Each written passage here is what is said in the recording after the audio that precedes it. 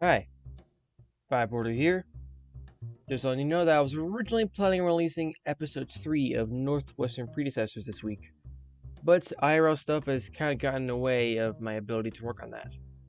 It's gonna be a big video regardless, so it'll hopefully be out next week. Thank you for understanding, my dearest viewer, and enjoy the show. Welcome all to the first solo video of the FirePorter collection. In this series, I will take an engine from my model train collection and just dive into how it was made, the backstory, if it has one, etc, etc, etc. This series will kick off with the most popular engine in the railway series, Thomas the Tank Engine. Thomas has a rather interesting history when it comes to his basis, which most of us already know by now, so I'm just going to give my brief thoughts on the whole debacle regarding what he's actually based on, or what he can be, can't be, etc, etc, etc. I don't like the E2. I don't like the Ginty. And I really don't like the J50. So, for when I was going to make my model of him originally, I figured for my personal taste, what I'd be most satisfied with, I was going to do something entirely like its own thing. And this is the backstory.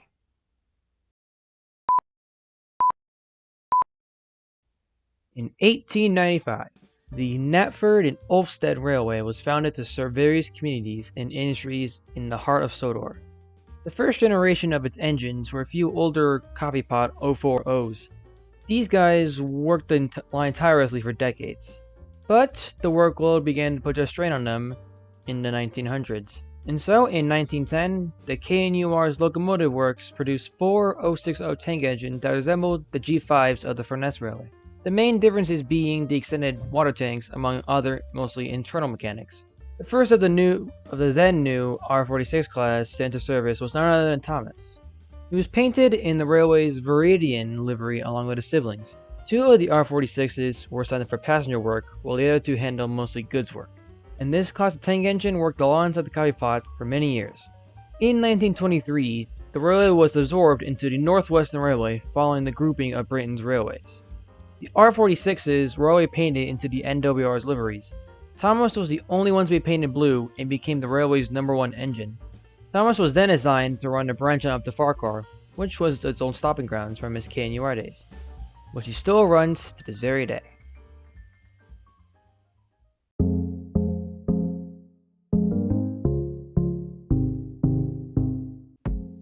As for my model for Thomas, it was pretty easy to put together, as the body shell was 3D printed I got from Shapeways by the LBST Thomas on Twitter, which is mounted onto an old Hornby Terrier chassis. I primed the body in a gray acrylic. Technically it isn't primer, but it works, so. Then I painted the body in a blue acrylic by Apple Barrel, the shade being Cobalt Hue. And I brushed on each coat as thin as possible. Yes, I brush paint. Cry about it. And repeated this about 3 times before I was satisfied. Then I painted all his other details and lined the sides. Plot twist, I actually hand painted all of his lining. It was never ever perfect on the first try, so always have to be sure to go back and do touch-up work and make sure it's straight as possible. The whistle I sourced from an old Bachmann Thomas model I had, and the very same would be used for Red Snapper, but that's another story. The buffers are actually 00 scale BR88 buffers, also made by the LBSC Thomas on Twitter. The models is really cool, go support them. And the Smokebox store was actually designed to fit a Tomy model. The file was from Thingiverse. I'll put the credit for the designer on screen now if I find it. Then I scaled it down to fit the front of the model after taking insanely intricate measurements. After I had it printed and cured in resin, I painted it black and made all the details with silver Sharpie.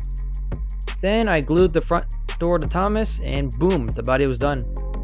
And the chassis was pretty simple. I just took an old Hornby Terrier chassis that was green, and I just painted all the wheels black and then painted the sidewalls red. And I gotta say, the red sidewalls really bring together the model, in my opinion. And just like that, the model is complete. And I gotta say, it looks absolutely stunning. Not gonna lie.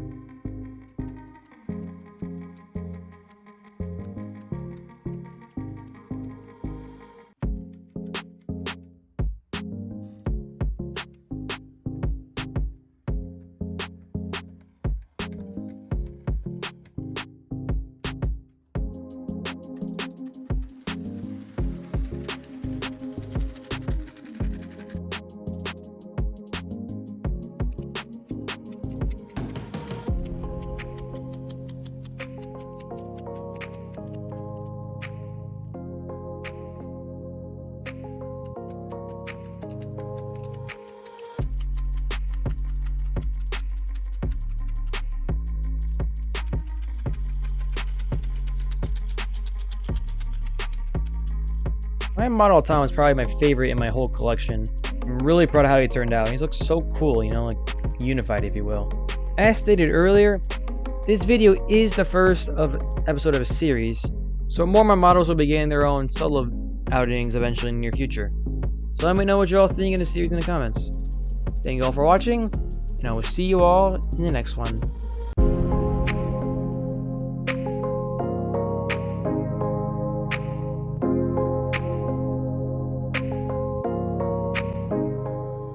Welcome everyone, back to the Porterverse Workbench. For this episode, we're going to be back to basics to focus on an official character from the TUGS universe, which was the strongest engine to ever live on Sodor, Murdoch the Mighty Engine. So we'll start this episode by going to the backstory of the ever iconic 9F locomotive. Here we go.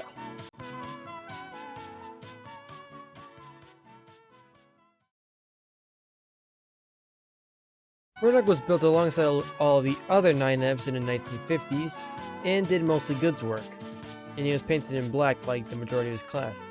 And he was one of the last 9Fs to be in service by the time steam tracks were retired. In 1968, the NWR officially separated from British Railways, and was once again its own entity. And in the deal that was made, a handful of engines and rolling stock were transferred over into Northwestern ownership. I'll go into this in another video, but among these engines in this deal were 3 Class 08 shunters, which were Paxton, Splatter, and Dodge, a Class 28 named Boko, and of course the 9F Murdoch. And Murdoch, along with the other engines, arrived in late 1968, and he requested repaint, as he grew sick and tired of wearing boring old black, and he wanted to change.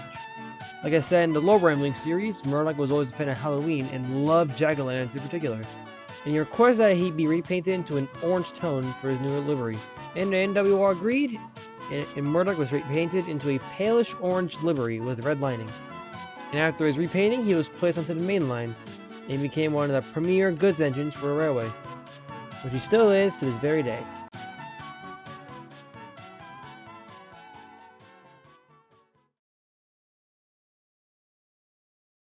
Now that we got the backstory down, all that remains is the model itself.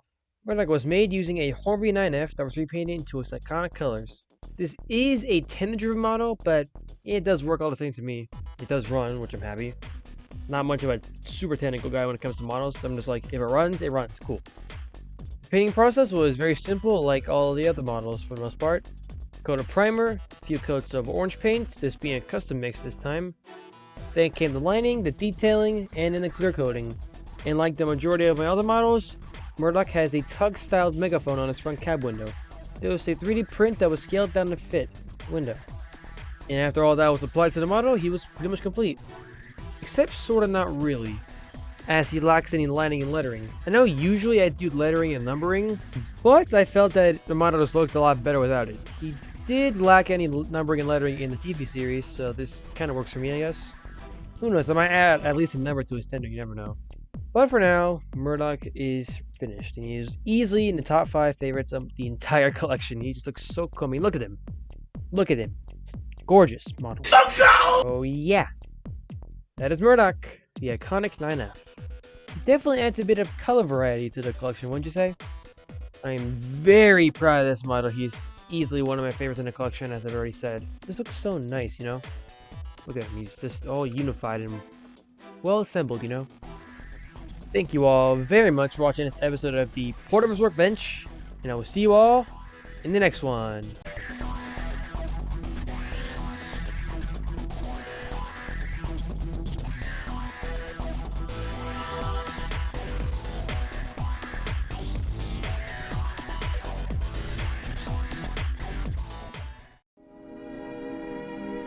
And now, folks, it's time to say goodnight.